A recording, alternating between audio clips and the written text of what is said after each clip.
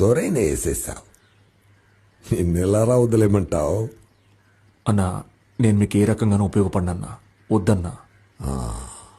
నేను నిన్ను పిలిపించా, నా ముందు కూర్చోబెట్టా, నా దగ్గర పని చేయమని అడిగినందువల్ల నేను బతిమాలినట్టు అర్థం కాదు.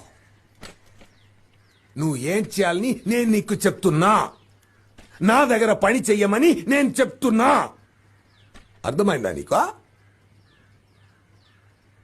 అన్నా, దొరన్నను నేను చంపలేదు. అవునయ్యా, నీ చంపలేదా? ఒకవేళ దొరన్నను చంపింది నేనే అయితే ఆయన్ని చంపి నాకు మిమ్మల్ని చంపడానికి ఎంతసేపు అన్నా?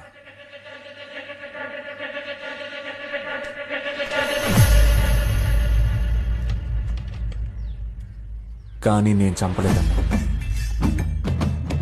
నేను బయలుదేరతాను.